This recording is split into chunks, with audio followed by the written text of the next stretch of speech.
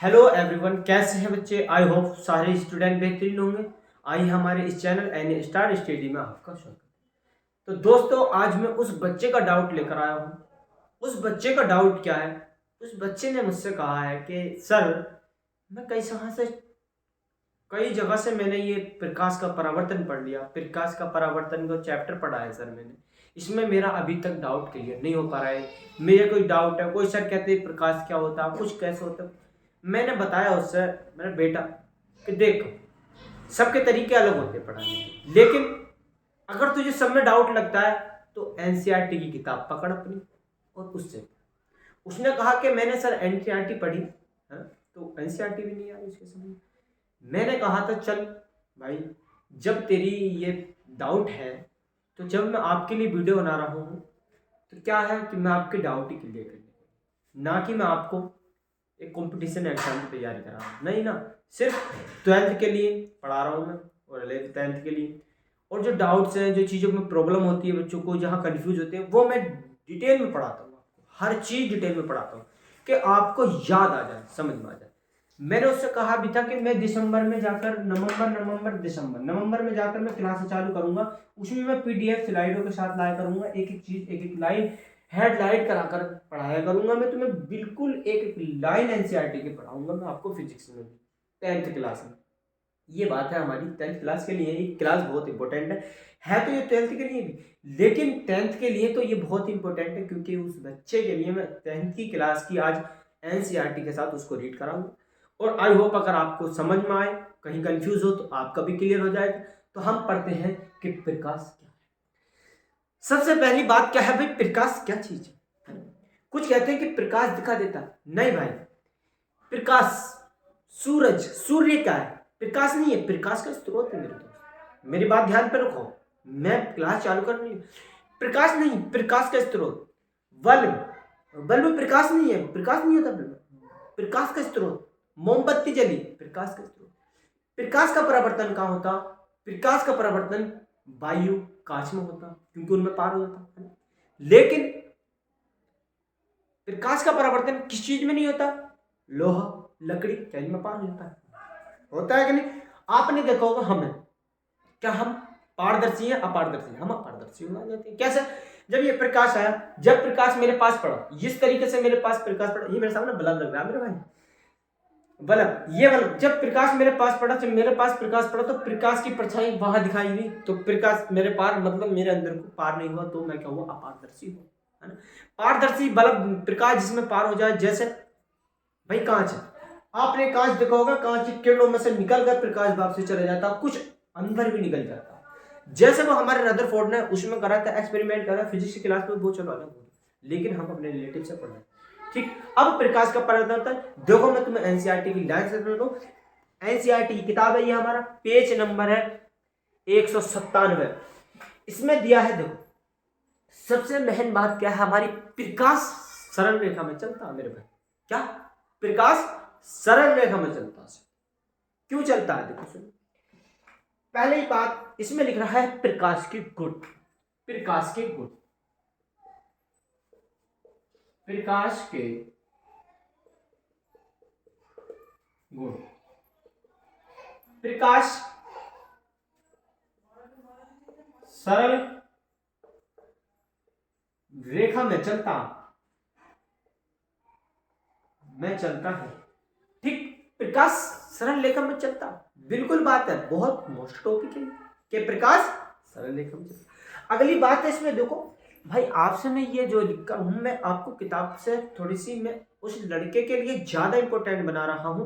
उसे एक एक, उससे मैंने बोला था, उसने टेलीग्राम पर से एसएमएस किया, तो मैंने उससे बोला था देख, मैं स्पेशल तेरे लिए भी लेकर आया क्लास, लेकिन मैं उन बच्चों के लिए भी लेकर आया हूँ जिनके डाउट है, लेकिन जो तेरा डाउट है वो क्लियर होगा। उसने ये कहा था, मैं कई टीचरों से पढ़ चुका सर, मतलब प्रकाश का परावर्तन ये मेरे समझ में मतलब नहीं आ रहा, मेरा डाउट है कुछ कि ये क्या चीज़ होती है, कैसे है।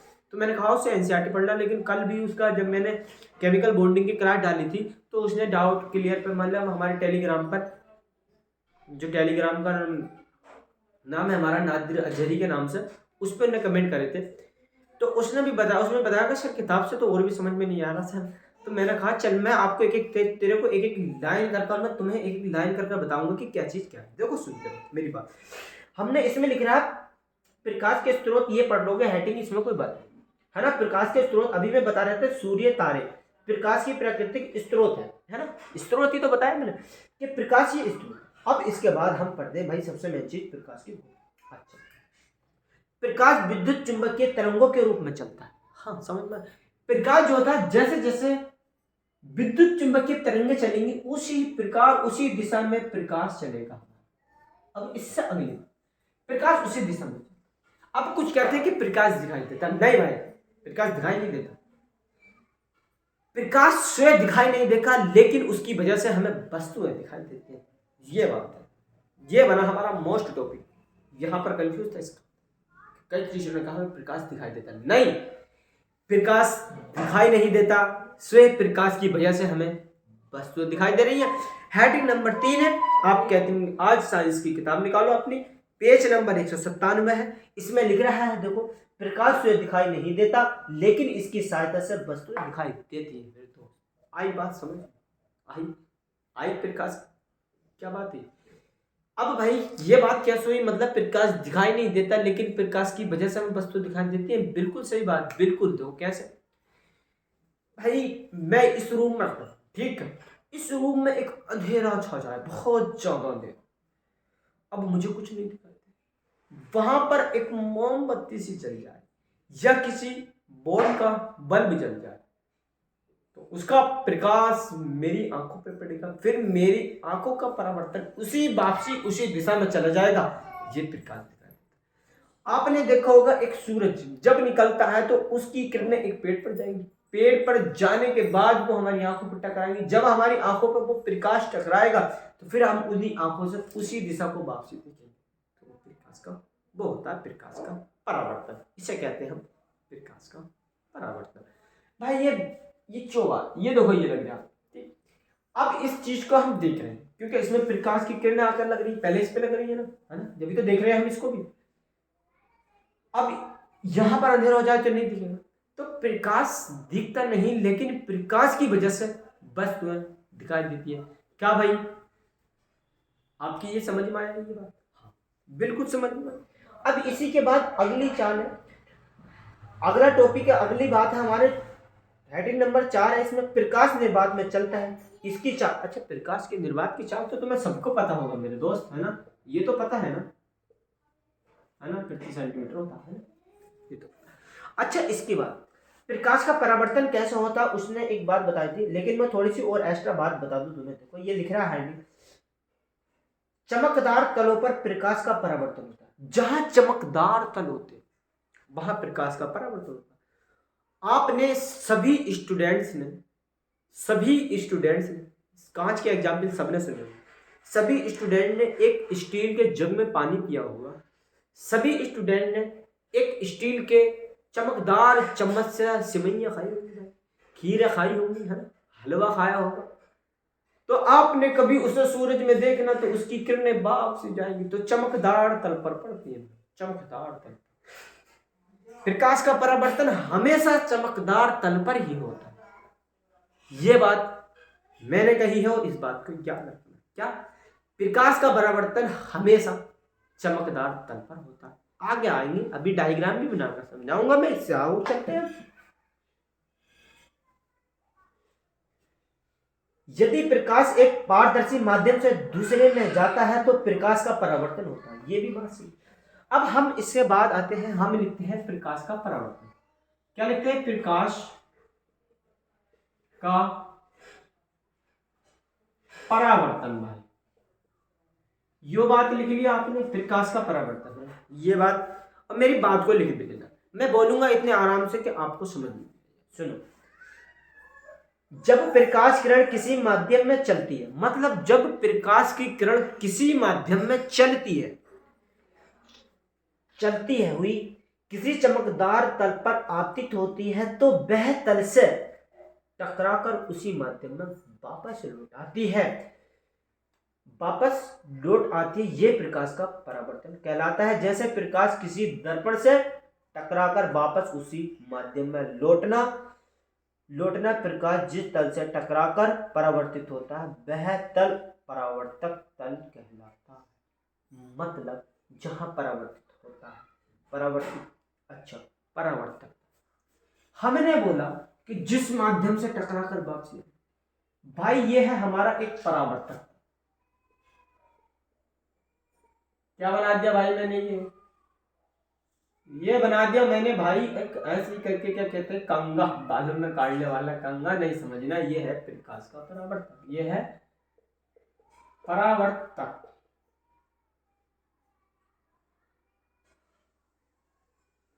परावर्तक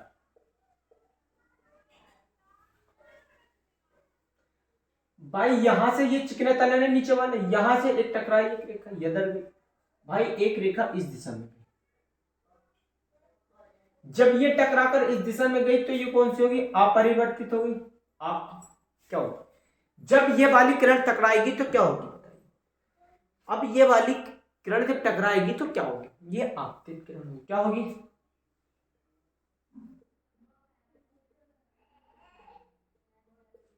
अच्छा, और ये परावर्तित किरण।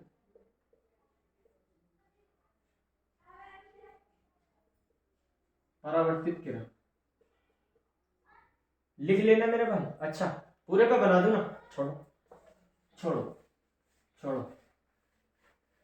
छोड़ो, पूरे पे बनाता हूँ मैं, बहुत अच्छा समझाऊंगा।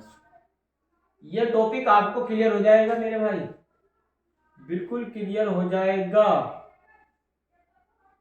बिल्कुल क्लियर हो जाएगा। ये वाला परावर्तक तल हमारा, ये क्या है हमारा परावर्तक तल, ये क्या है भाई हमारा परावर्तक तल।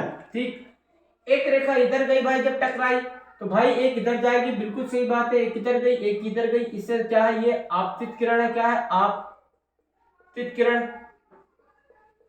अच्छा दिखाई समझ में, ये हुई परावर्तित, परावर्तित किरण। अच्छा परावर्तित किरण है ना, हमने लिख दिया। इसी माध्यम में एक अभिलंब खींचा जाता है जिसे कहते हैं अभिलंब। क्या बोलते हैं, अभिलंब। क्या बोलते हैं, अभिलंब।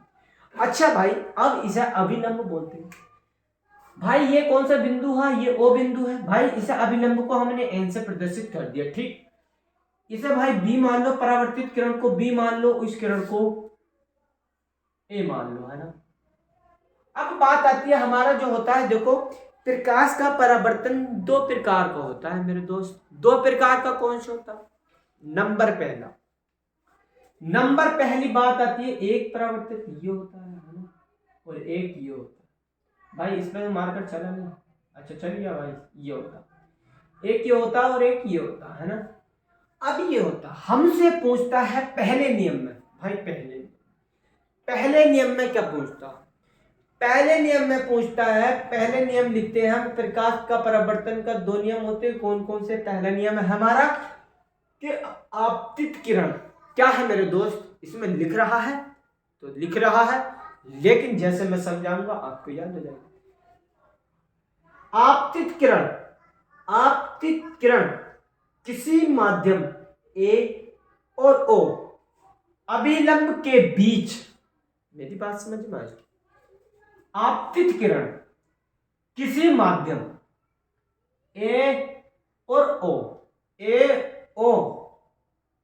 और ओ अभिलंब के बीच, अभिलंब के बीच में बनने वाला कोण आपतित कोण कहलाता है।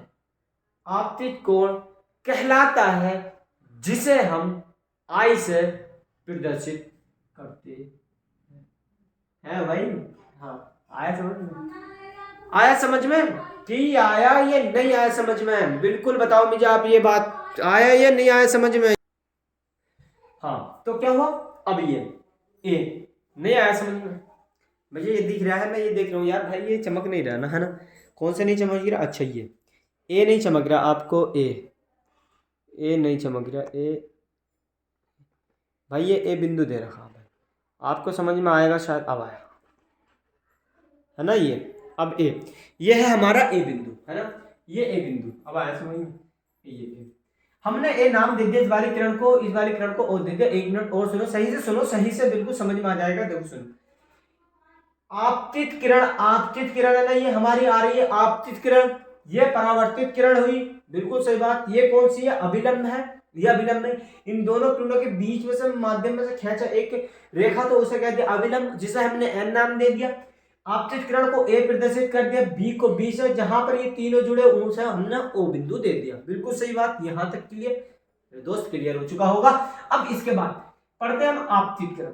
आपतित किरण ए और ओ, आपतित किरण ए और ओ के अभिलंब के बीच में बनने वाला कोण आयतन कोण कहलाता है। आयतन कोण कहलाता है, जिसे कि हम आई से प्रदर्शित करते हैं। इसी तरीके से है जो बी, परा नंबर दूसरा नियम लिखो, लिख लेना, ये सब समझ लेना। परावर्तन किरण, परावर्तित किरण बी ओ अभिलंब के बीच, परावर्तित किरण बी ओ अभिलंब के बीच में बनने वाला कोण